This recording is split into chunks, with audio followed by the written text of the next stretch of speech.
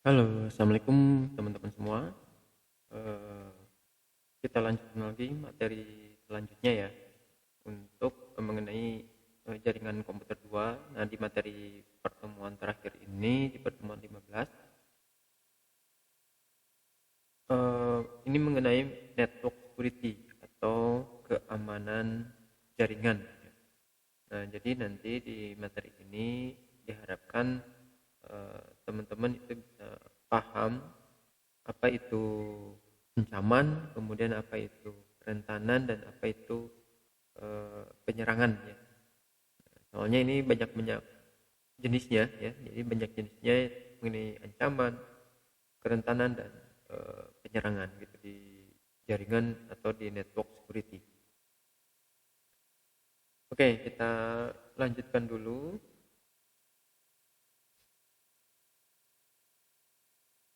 Nah,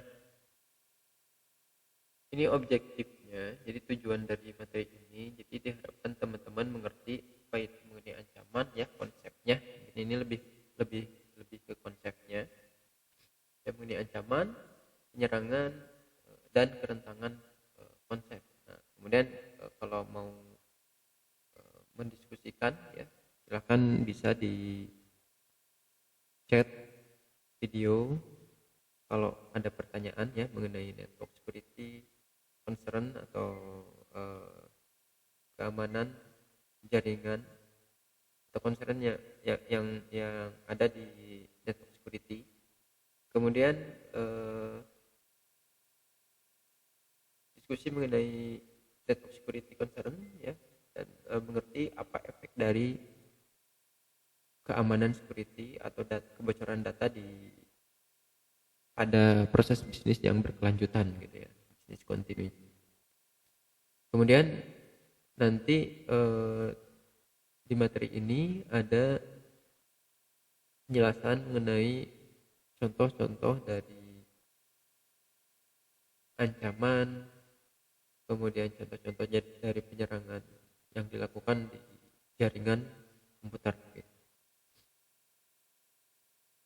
Oke, nah sebelumnya mungkin ini ada terminologi ya. Jadi ada beberapa orang yang memang masih belum ini ya. Jadi ada beberapa eh, mahasiswa yang masih belum mengenal dengan istilah-istilah ini. Jadi istilah ini itu sangat penting sekali. Ya, contohnya misalkan eh, threat, vulnerability, dan attack gitu. Jadi istilah ini muncul eh, dan sering digunakan ya, yang sering digunakan oleh orang yang ada di bidang network dan computer security gitu. Ya contohnya misalkan threat ya, threat. Nah threat itu adalah sebuah aksi, ya sebuah aksi atau sebuah event yang berpotensi untuk mengancam sebuah sistem yang ada di jaringan. Gitu. Jadi sebuah ancaman ya yang muncul atau potensi, yang potensi itu yang di mana potensi itu bisa mengancam atau bisa menyebabkan kerusakan sistem gitu, seperti itu threat ya. Kemudian vulnerability. Nah kalau vulnerability ini lebih ke kerentanan ya, lebih ke kerentanan. Oke, ini contoh threat. Nah contoh threat ya atau ancaman, contohnya misalkan phishing, malware, DDoS ya. Ini contoh ancaman cybernya, phishing, malware, DDoS. Atau yang lainnya ya, ini baru baru contoh saja. Kemudian ancaman fisik seperti pencurian, sabotase, kekerasan, dan ada juga insider threat atau ancaman yang ada di dalam ya, di dalam, maksud di dalam itu di dalam kantor atau di dalam perusahaan tersebut. Nah, ancaman insider ini biasanya dilakukan oleh karyawan atau individu yang berada di dalam organisasi. Contohnya misalkan karyawan atau individu yang membocorkan informasi sensitif ke pihak luar. Kemudian penipuan, karyawan yang memanipulasi sistem atau data untuk keuntungan pribadi.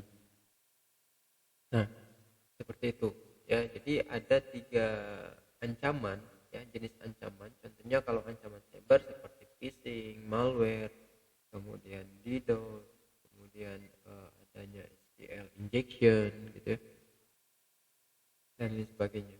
Kemudian ancaman fisik seperti pencurian ini lebih ke ini ya, kalau ancaman fisik itu lebih ke area nyatanya, itu area fisik, kan dunia maya lagi nih, ancaman fisik ini. Oke, itu contoh dari threat atau ancaman. Nah, kemudian vulnerability. Nah, kalau vulnerability itu adalah keberadaan kelemahan. Nah, maksudnya di setiap sistem ya, di setiap sistem itu pasti kalau kita lakukan pentest gitu ya, pasti ada kelemahannya. Misalnya. Ya ibaratkannya misalkan kita mau kan kita kondisi dalam keadaan sehat nih ya. Kondisi dalam keadaan sehat. Nah, tetapi kalau kita sengaja ya, sengaja ke dokter atau ke rumah sakit untuk cek lab misalkan. Nah, dari hasil cek lab tersebut tidak menutup kemungkinan pasti ada sesuatu penyakit yang ada gitu ya di dalam tubuh kita. Ya meskipun virus-virus kecil atau yang lainnya lah ya, seperti itu.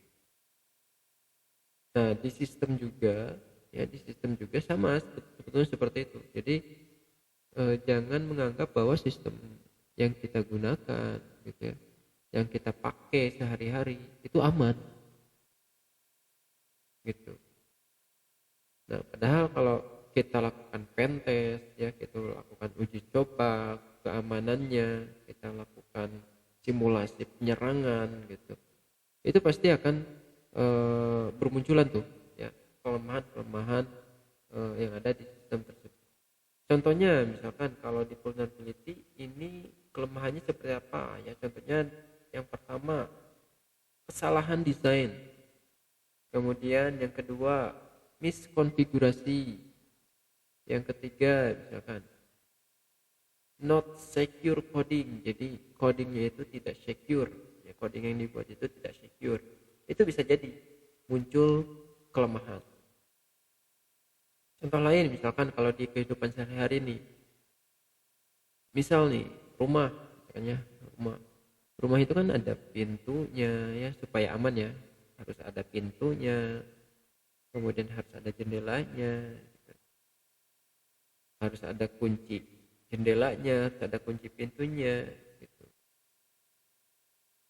Nah, tetapi rumah tersebut misalkan ternyata ada sesuatu yang kurang gitu ya dari keamanan di rumah tersebut. Contohnya misalkan yang di jendela sebelah, yang jendela di belakang misalkan itu tidak ada kacanya gitu.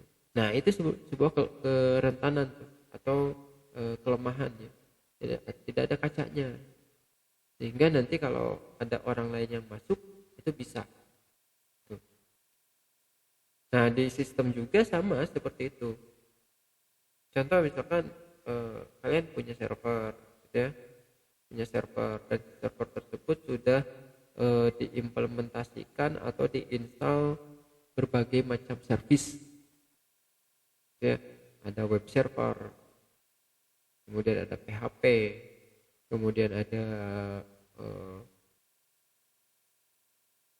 web base gitu ya. Ada aplikasi-aplikasi di sana, semua diinstal semua di sana. Nah, tetapi kalian lupa, oh ternyata server yang kalian gunakan itu belum ada keamanan firewall-nya, gitu. Belum ada rules ke sana. Nah, sehingga nanti siapapun yang connect ke internet dan menemukan IP address servernya itu bisa menjadi bahan percobaan untuk masuk ke server gitu. Ya. Dan bisa melakukan berbagai cara, bagaimana cara bisa masuknya ke server, karena tidak ada rules ya, di sana tidak ada rules bahwa siapapun eh, dilarang masuk ke server, tidak ada rule seperti itu. Nah, makanya itu akan menjadi kelemahan ya terkait dari sistem yang nanti dibuat gitu. Kemudian ini contoh vulnerability ya yang kita bahas barusan. Jadi ini contoh vulnerability, contoh kalau misalkan ini ada kerentanan perangkat lunak nih, seperti contohnya buffer overflow.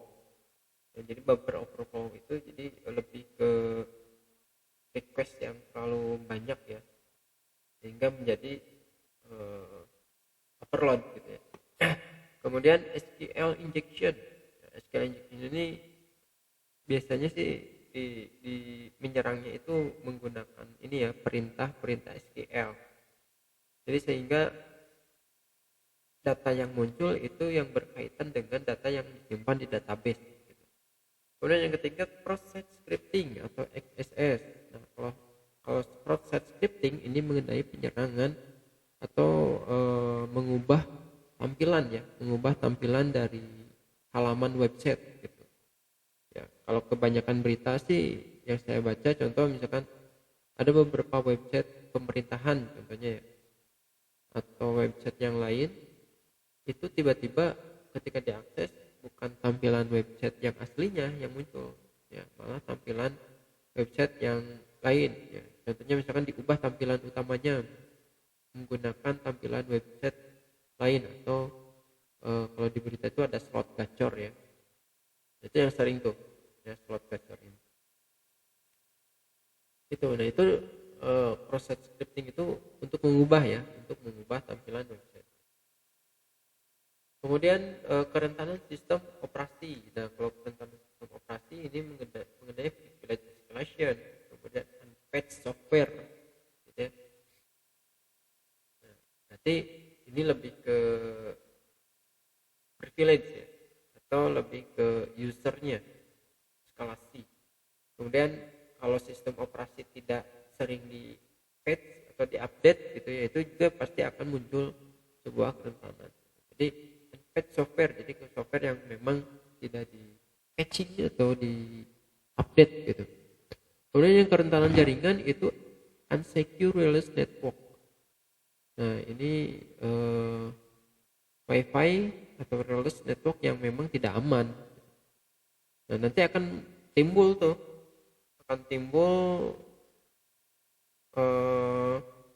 ancaman ya, ancaman seperti main in the middle attack atau serangan dari main in the middle attack. Jadi serangan ini tuh dibangun kalau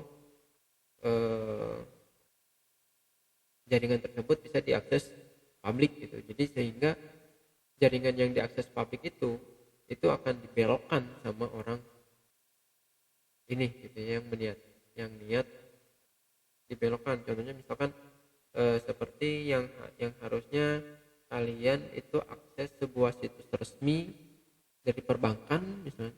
Nah, karena itu aksesnya sangat krusial dan kalian pakai wifi publik nih aksesnya, itu bisa jadi disadap sama orang jahat gitu, yang tidak tahu itu orang tersebut berada di mana.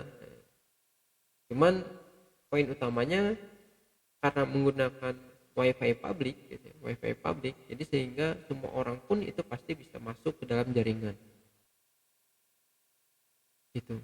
Nah makanya selalu berhati-hati ya kalau kalian menggunakan wifi publik atau jaringan publik gitu. Nah amannya sih jangan jangan mengakses sesuatu informasi yang sensitif atau sesuatu informasi yang harusnya tidak di publish gitu ya. Untuk mengaksesnya ini malah dipublish gitu atau malah di jaringan publik gitu ya, untuk mengaksesnya. Amannya sih menggunakan jaringan private ya kalau mau mengakses sesuatu informasi yang sensitif gitu. Ya kalau untuk sekedar browsing sih aman-aman aja seperti itu. Kemudian kerentanan fisik. Nah kalau kerentanan fisik ini lebih ke akses kontrol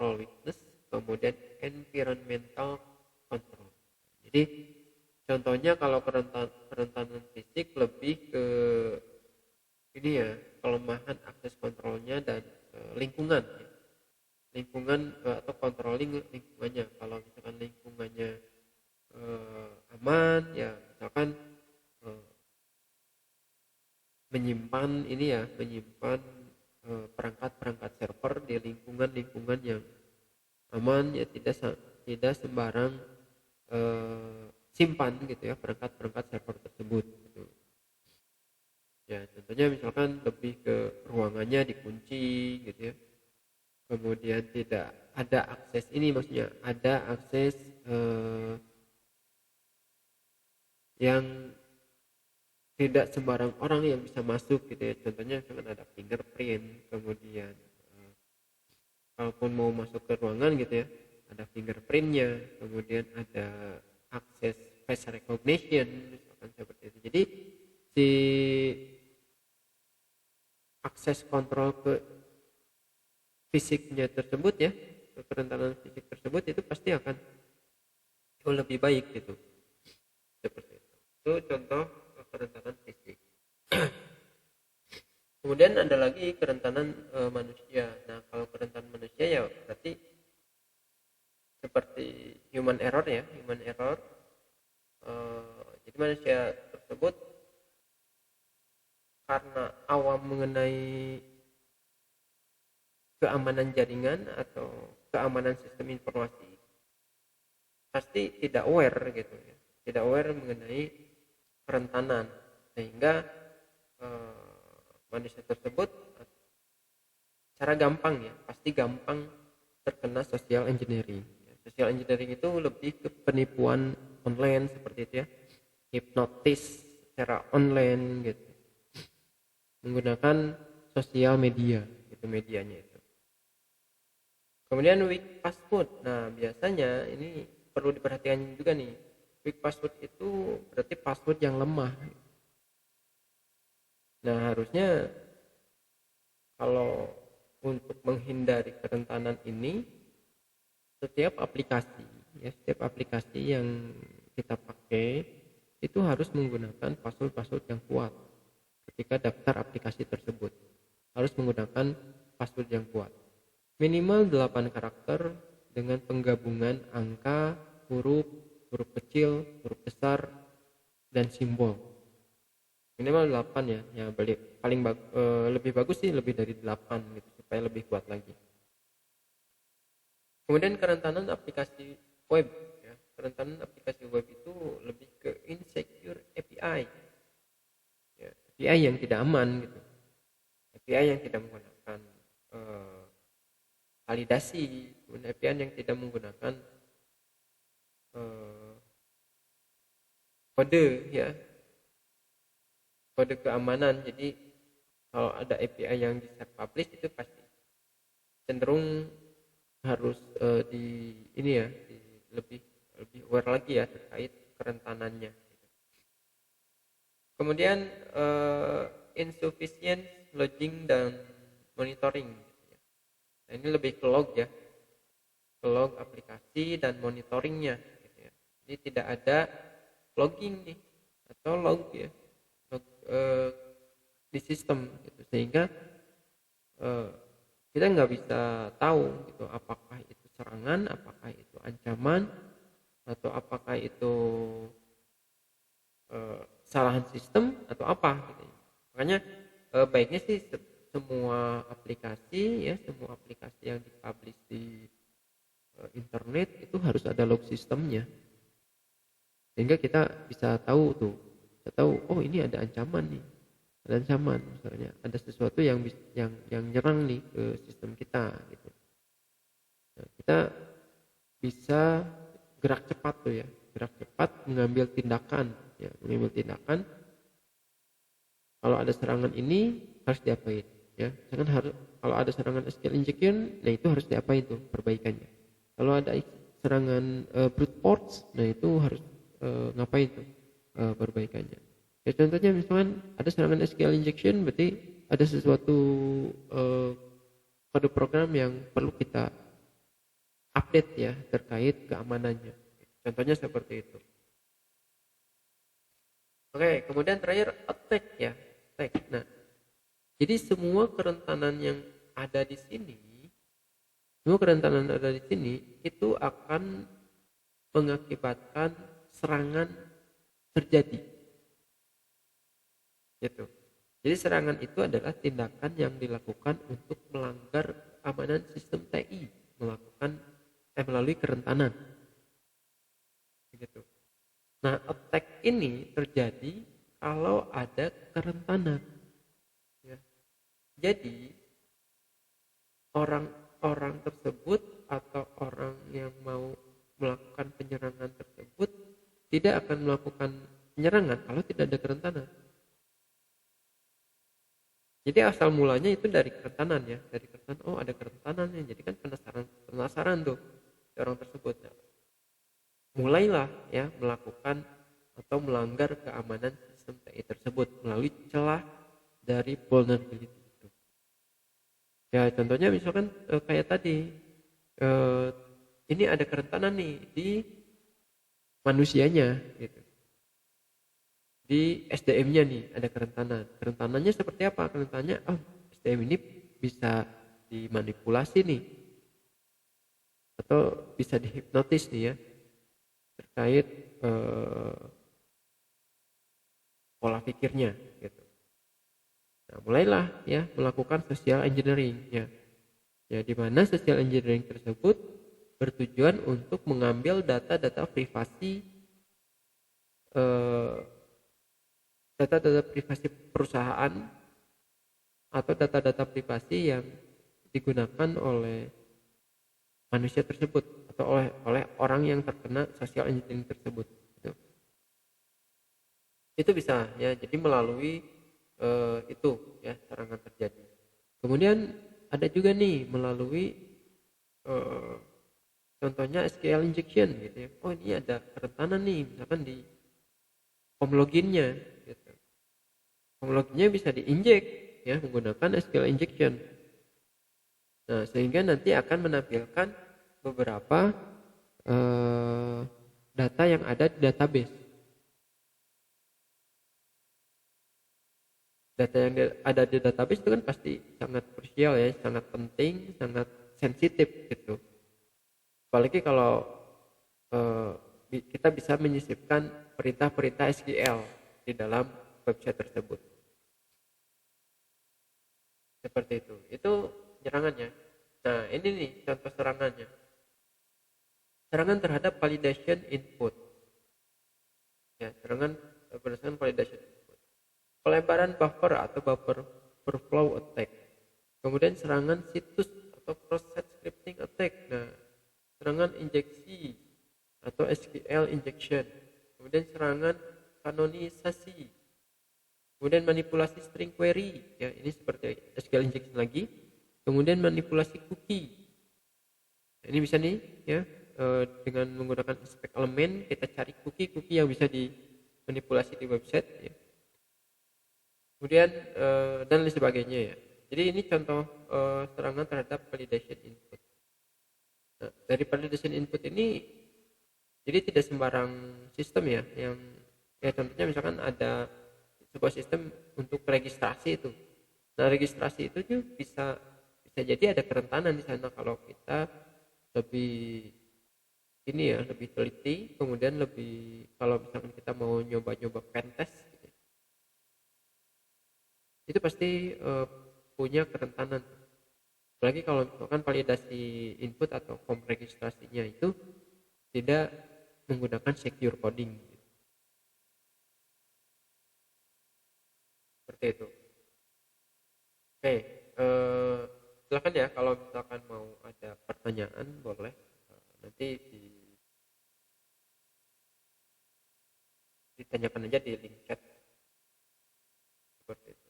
Kemudian network security concern. Nah, network security concern ini lebih ke ini ya. Jadi network security itu lebih concernnya kemana? Ya.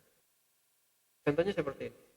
Jadi network security concern itu lebih ke kalau yang pertamanya itu saya parimenta ini ya. Nah, yang pertamanya itu banyak yang terjadinya itu karena hardware atau software yang miskonfigurasi. Ini banyak yang kejadian nih, ya, banyak kejadian hardware atau software yang miskonfigurasi. Jadi kesalahan konfigurasi, ya, kesalahan dari konfigurasi itu bisa menyebabkan serangan itu terjadi. Kemudian yang kedua, jadi ini yang pertama ini yang paling sering terjadi ya, hardware atau software miskonfigurasi. Kemudian yang kedua, insecure or pure design of network. Nah, jadi ini lebih ke desain dari jaringan yang memang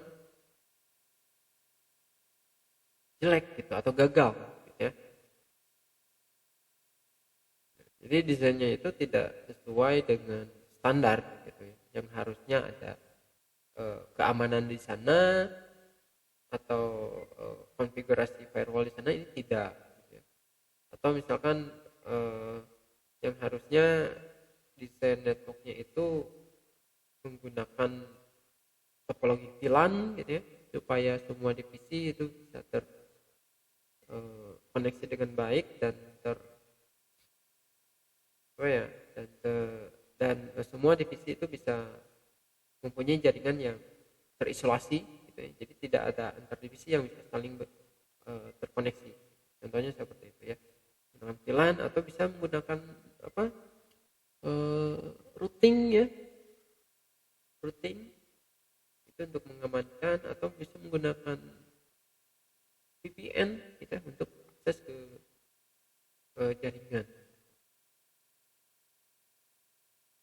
Nah, kemudian inherent technology weakness. Kemudian yang keempat, careless approach of an user ya. Jadi ini lebih ke kerentanan usernya gitu ya. Jadi usernya itu memang ceroboh. User yang ceroboh dan tidak aware terhadap keamanan sistem gitu, sehingga user tersebut gampang dimanipulasi, gampang di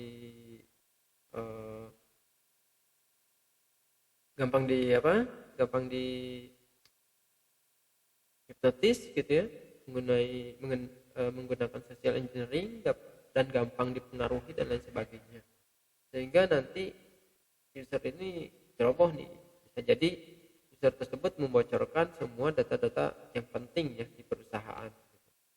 Kemudian intentional act from end user yang terakhir ya. Oke, ini lebih ini ya, kalau inherent technology weakness ini lebih ke perangkat keras atau perangkat lunak yang tidak mampu melindungi jaringan dari jenis serangan tertentu. Ya contohnya ini ya, seperti serangan denial of service atau serangan main in the middle attack. Nah kemudian ini ada beberapa tipe jaringan ya, atau keamanan jaringan mengenai ancaman ya. Nah, jadi ancaman itu ada beberapa tipe. Ada ancaman internal, ada ancaman eksternal, ada ancaman yang tidak terstruktur atau unstruktur. Kemudian ada juga ancaman yang terstruktur. Nah, bedanya apa? Kalau ancaman internal itu dilakukan oleh internal, ya kalau di perusahaan ya, dilakukan oleh internal karyawan itu sendiri. Jadi karyawan internal sendiri. Ya, contohnya misalkan karyawan tersebut mempunyai niat jahat untuk membocorkan data-data perusahaan, membocorkan sumber-sumber atau resource yang ada di perusahaan tersebut, memberikan akses yang sah gitu ya terhadap orang yang seharusnya tidak bisa mengakses sistem tersebut gitu. Itu contohnya ya, contoh internal. Kemudian eksternal. Nah, kalau eksternal ini lebih ke individu yang berada di luar jaringan, perusahaan, yang mau mencoba masuk ke dalam jaringan yang ada di dalam perusahaan tersebut. Dengan tujuan apa? Dengan tujuan untuk mencari informasi yang sensitif, untuk mencari data yang sensitif, sehingga kalau misalkan data itu didapatkan dan data itu diketemukan, itu akan menjadi sesuatu yang berharga ya, sesuatu yang berharga yang sudah didapatkan oleh individu tersebut. Nah, bisa jadi data-data tersebut disalahgunakan atau lain sebagainya. Kemudian unstructured threat atau ancaman yang tidak terstruktur. Contohnya ini ya, unskilled individu. Jadi menyerang jaringan ya. Tapi individu tersebut memang tidak punya skill apapun gitu ya. Skill apapun sehingga berbagai cara bagaimanapun itu individu tersebut akan melakukan berbagai cara untuk menyerang network yang ada di dalam perusahaan. Kemudian structure threat. Nah, ini kalau structure threat ini ancaman yang terstruktur. Contoh misalkan ini ya. Nah, structure threat. Jadi ancaman yang terstruktur. Ancaman yang terstruktur itu ya ancaman yang sudah direncanakan. Ya, ancaman yang sudah direncanakan. Contohnya misalkan di sini ada komputer itu yang ya tugasnya untuk menyerang ya. Kan ini komputer menyerang nih. Menyerang yang nantinya akan menyerang hostnya ya, tujuan hostnya. Nah, tetapi sesuai dengan rencana dan sudah direncanakan sebelumnya. Nah, sehingga kalau structured threat ini biasanya orang yang sudah ahli gitu ya. Ya, contoh misalkan yang pertama kalau misalkan mau menyerang sistem itu kan harus mencari informasi terhadap sistem targetnya atau information gathering ya. Kemudian setelah information gathering melakukan scanning gitu, dengan rapi dan ada kerjasamanya dengan orang-orang yang ada di luar atau di dalam dan sudah terstruktur seperti itu.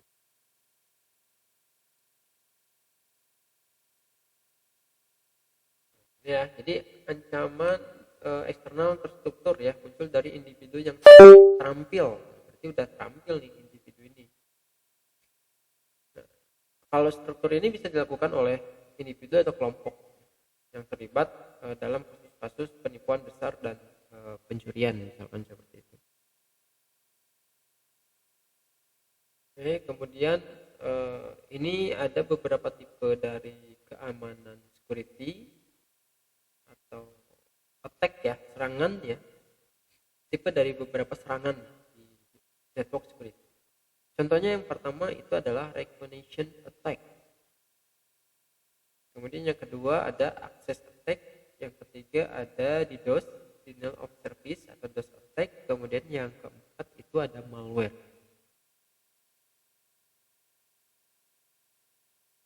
Nah, kalau recognition attack ini lebih ke pencarian informasi ya, untuk mencari informasi mengenai sistem target. Nah, informasi apa yang didapatnya? Misalkan domain name, internal domain name, kemudian network yang digunakan, ya, IP address yang digunakannya, kemudian TCP dan UDP yang aktif apa aja, ya, kemudian port scanning, kemudian DNS footprinting, social engineering ya. Jadi recognition attack itu membuat atau mengumpulkan ya, mengumpulkan beberapa informasi mengenai target. Nah, nanti informasi tersebut akan dijadikan sebuah data untuk mengeksploitasi sistem. Gitu. Jadi nanti si penyerang itu akan mempelajari oh ternyata teknologinya menggunakan ini loh sistemnya. Nah, nanti akan mempelajari tuh kalau teknologi misalkan teknologi yang digunakan itu menggunakan bahasa pemrograman Python. Nah, dicari kalau teknologi yang menggunakan bahasa pemrograman Python itu akan kemungkinan kerentanan yang terjadi bagaimana tuh, itu akan dipelajari bagaimana mereka menyerang. Itu recognition. Kemudian nah ini ya contohnya ya, recognition attack seperti collect network information, collect system information, collect organization information. Nah, ini nanti akan menjadi bahan untuk melakukan exploitation system. Contoh lainnya misalkan kalau di recognition seperti packet sniffing ya, port scanning ya seperti ini ya. Jadi menggunakan Nmap atau Nmap itu bisa menggunakan port scanning. Atau misalkan DNS footprinting. Nah, kalau DNS footprinting ini bisa digunakan untuk pencarian DNS record gitu. Jadi DNS record apa aja yang sudah disetting di server. Itu toolsnya banyak ya, bisa menggunakan MX Toolbook, bisa menggunakan DNS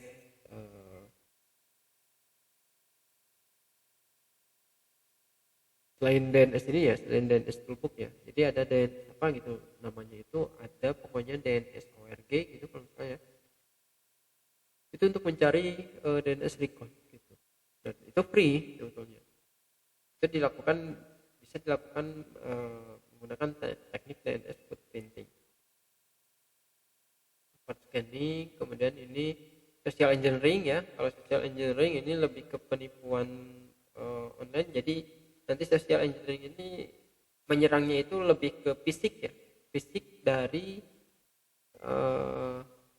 usernya sendiri, kemudian menyerang melalui psikologinya ya.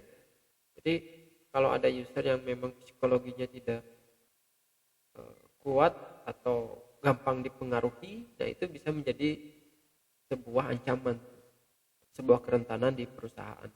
Makanya harus lebih waspada ya terhadap keamanan jaringan atau cyber atau ancaman digital gitu. Nah, kemudian akses attack ya. Jadi setelah semua informasi-informasi yang dilakukan di recognition information itu didapat, itu akan dilakukan penyerangan. Kemudian akan mendapatkan akses dengan menggunakan berbagai teknik eksploitasi. Jadi informasinya dapat, kemudian kerentanannya sudah dapat, vulnerability-nya sudah dapat, barulah dilakukan sebuah aksi yang dinamakan access attack. Access attack itu bisa berbagai cara ya. Access attack itu bisa menyerang dari passwordnya ya, dari passwordnya dengan teknik brute force namanya itu. Jadi attack-nya itu dengan teknik brute force, atau bisa menyerang atau mendapatkan passwordnya itu dengan teknik social engineering ya. Jadi bertanya langsung ke orangnya ya, dengan memanfaatkan atau memanipulasi psikologinya gitu. Kemudian spoofing atau phishing, malware, sniffing, dan keylogger. Jadi ini ada beberapa teknik ya atau jenis cara nih ya dari si penyerang untuk mendapatkan password. Nah, kemudian akses attack yang lainnya itu adalah network sniffing. Nah, kalau network sniffing ini lebih ke proses monitoring ya di jaringan, tapi yang digunakan jaringan publik. Jadi ada yang namanya capturing all data packet. Nah, jadi semua paketnya itu akan di-capture. Nah, sehingga siapapun orang yang terkoneksi ke jaringan itu akan tercapture kegiatannya. Ya. Historinya atau lognya itu akan tercapture. Jadi orang tersebut lagi buka apa nih? Kan, orang tersebut atau user tersebut lagi buka email. Orang tersebut lagi menggunakan web. Orang tersebut menggunakan chat session, itu akan tercapture. Dia menggunakan network sniffing. Nah, contohnya bisa pakai apa nih toolsnya? Bisa pakai Wireshark, bisa ya. Bisa pakai Nmap juga bisa. Kemudian bisa pakai tools-tools yang lain juga. Ya. Nah, di sini ada contoh ya. Ini access attack. Access attack bisa membelokkan. Jadi si attackernya itu ada di tengah. Nah, ini yang dinamakan dengan man in the middle attack. Jadi orang tersebut bisa membelokkan traffic. Ya, victim itu korban. Si korban ini tujuannya itu kan mau mengakses web server. Nah, tetapi karena ada di tengah-tengahnya itu, ibaratnya itu si victim ini atau si korban ini menggunakan wifi atau jaringan publik ya. Nah, sehingga si attacker ini juga bisa gampang masuk ke jaringan publik tersebut dan bisa melakukan yang namanya network sniffing. Nah, di network sniffing ini bisa dibelokkan trafiknya. Oh, ini ada yang menyerang, ada yang mau mencoba akses ke sebuah web server nih. Ini dibelokkan ke situs yang tidak resmi. Itu nantinya seperti itu. Nah, sehingga nanti web server ini seolah-olah tidak bisa diakses.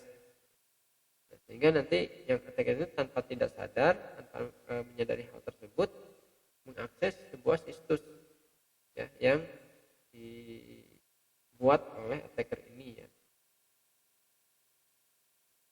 Sehingga nanti ketika mengakses situs tersebut ya pasti kan si korban itu memasukkan data-data gitu ya.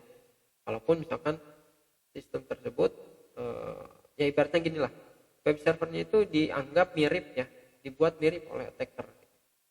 Ada form loginnya gitu ya, kemudian ada form pendaftarannya, sehingga ketika korban ini mengakses web server itu tidak sadar bahwa web server yang diaksesnya itu adalah web server yang palsu ya, untuk memasukkan data ke attacker. Nah, contohnya seperti ini. Jadi dibelokkan traffic. Jadi yang harusnya normal traffic ini malah ke attacker traffic. Kemudian denial of service. Nah, kalau denial of service ini lebih ke serangannya itu mengakibatkan kehilangan data atau pencurian informasi apapun. Tetapi dapat mempengaruhi organisasi secara finansial karena adanya waktu jeda atau downtime. Jadi di DOS ini atau DOS ini ya, serangan DOS ini akan, karena kan DOS ini pasti ini ya, menyerangnya itu jadi membuat si servernya itu sibuk. Karena seolah-olah server tersebut seperti topologi ini ya, seolah server tersebut menerima request yang banyak gitu. Nah, request ini akan dikendalikan oleh attacker. Jadi ada handlernya gitu. Ada handlernya sehingga kalau server atau target server tersebut menerima request banyak ya. Request banyak dan mengakibatkan overload nantinya si servernya itu. Sehingga server yang menjadi target itu tidak bisa diakses tuh. Overload nantinya. Nah, ini kalau DOS ini kan contohnya ini ada PC zombie gitu ya, compromise PC atau zombie, compromise PC atau zombie. Ini ada handlernya juga. Nah, handler ini adalah handler yang dikendalikan oleh attacker untuk mengendalikan PC-PC ini, ya PC zombie ini. Sehingga PC-PC ini merequest banyak tuh target ya, yang mengakibatkan servernya itu down. Kan tidak bisa diakses sama sekali gitu kalau terkena di DOS. Nah, makanya perlu kalau mau terhindar dari serangan ini harus diterapkan minimal request. Jadi minimal request yang ke server itu harus dibatasi sehingga tidak akan terjadi serangannya di DOS. Kalau misalkan dibatasi dan difilter ya, misalkan ada request yang terlalu banyak menumpuk gitu, itu bisa dilakukan blocking nantinya. Jadi server akan diblok ya, sehingga tidak bisa mengakses ke server. Begitu ya cara menghindarinya. Nah, kalau malware attack lebih ke ini ya, lebih ke virus. Jadi serangannya itu dibuat untuk menyebarkan virus ke sebuah sistem. Ya, virus tersebut ya macam-macam ya. Virus tersebut bisa melalui jaringan ya, cara menyebarkannya, atau misalkan melalui perangkat fisik seperti flash disk dan lain sebagainya, atau bisa menyebarkannya itu melalui link ya yang ada di artikel-artikel online gitu, link-link iklan gitu ya, biasanya seperti itu gitu. Jadi sehingga kita tidak sadar tuh bahwa di dalamnya itu ada virusnya gitu. Nah, virus tersebut macam-macam juga nih fungsinya. Ada yang bisa mengenkrip file ya, mengenkrip file, ada yang bisa seperti itu, atau ada juga yang bisa menghapus file, atau ada juga yang bisa menyembunyikan file. Nah itu ya, jadi macam-macam fungsi virus itu macam-macam juga. Oke, mungkin ini terakhir ya, slide terakhir ini adalah bagaimana jaringan itu efek dari bocoran data gitu. Ya, contohnya misalkan ada disruption ya, atau shutdown of the business. Jadi maksudnya itu bisnisnya itu tidak jalan gitu, atau mati efeknya itu. Kemudian yang kedua, loss productivity. Nah, jadi ini kehilangannya itu produktivitas atau yang biasa terjadi di perusahaan tersebut. Kemudian hilangnya privasi. Terkait privasi ini lebih ke data-data privasi. Jadi ya sudah, untuk perusahaan tersebut tidak dipercaya lagi ya, karena seringnya kebocoran data ya, seringnya terjadi kebocoran data. Jadi sehingga privasinya itu akan hilang. Kemudian data loss atau data yang hilang. Kemudian legal liability. Jadi legalnya itu pasti akan dipertanyakan. Dan yang terakhir adalah reputasi. Nah, ini terakhir reputasi. Jadi sehingga kalau misalkan ada perusahaan yang sering terjadi kebocoran data di perusahaan tersebut, kemudian sering terjadi kehilangan data, sering terjadi data loss atau loss privasi dan lain sebagainya, itu akan menimbulkan reputasinya menurun. Ya, reputasinya akan rusak sehingga tidak dipercayai lagi oleh customer-customernya. Seperti itu. Nah, makanya bahaya sekali ya untuk keamanan jaringan atau ancaman cyber ini, bahaya sekali nih kalau kita tidak aware terhadap keamanan sistem informasi. Oke, mungkin seperti itu aja ya untuk materi hari ini. Silakan kalian mudah-mudahan bisa mudah-mudahan bisa dipelajari lagi, dieksplor lagi lebih mendalam, dan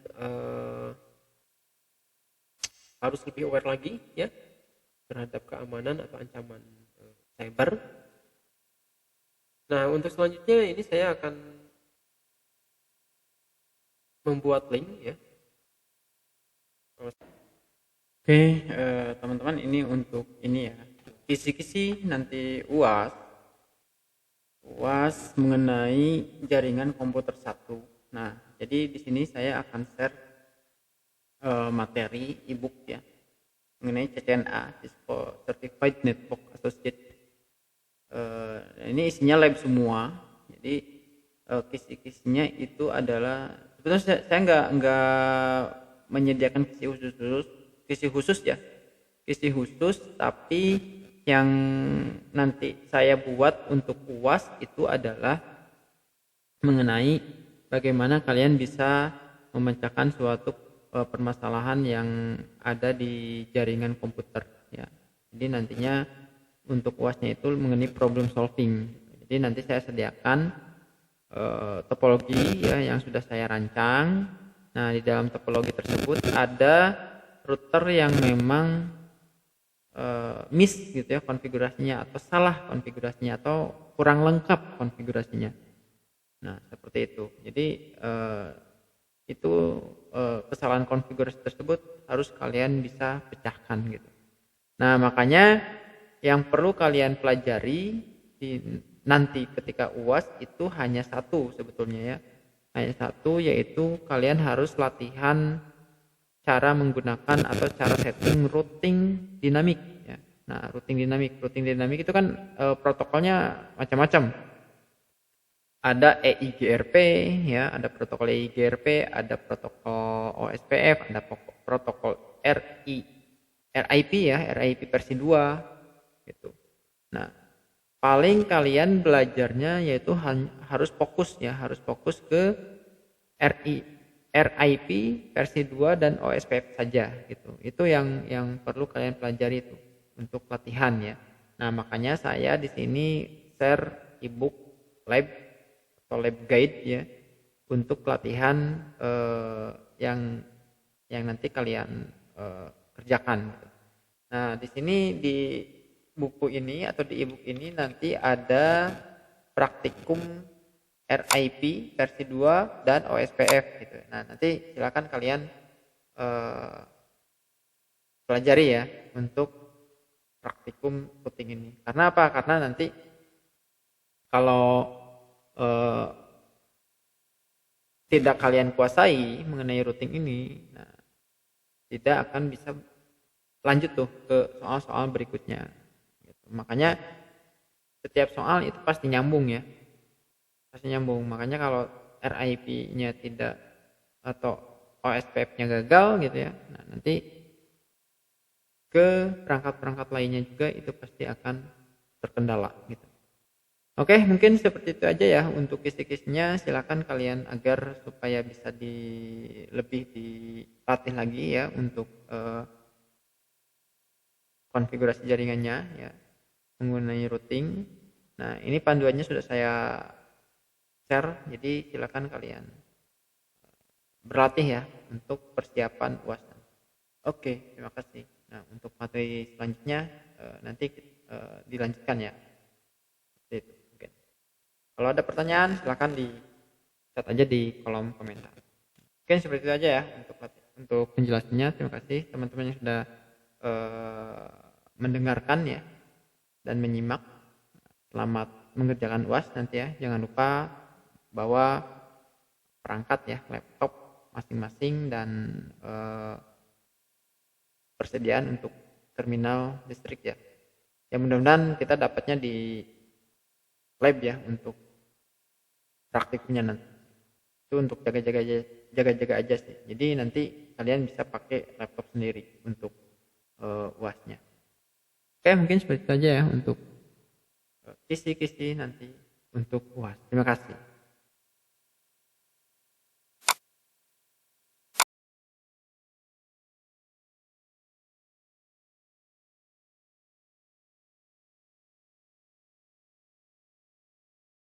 Oke, kita lanjut ke pengerjaan kuis ya. Nah, ini di pengerjaan kuis ini untuk kuis ini saya kasih deadline sampai dengan hari Sabtu ya. Sampai dengan hari Sabtu berarti jangan melebihi dari hari Sabtu ya. Jam berapa ya? Kalau nggak salah jam 12 siang ya. Jadi untuk deadline-nya itu. Nah, makanya kalian silakan kuis ini karena ada deadline-nya harus dikerjakan per hari ini juga gitu. Jangan sampai melebihi hari Sabtu. Kalau misalkan sudah lebih dari hari Sabtu dan lebih dari jam 12 siang itu akan berakhir otomatis ya untuk kode ini tidak akan bisa diakses lagi. Nah, mungkin seperti itu aja ya untuk pengerjaan kuis. Seperti biasa pakai Quizizz gitu ya. Nah, ini kodenya silakan diatur ya, silakan dimasukkan menggunakan kode 31141718 seperti itu. Oke, silakan selamat mengerjakan kuis.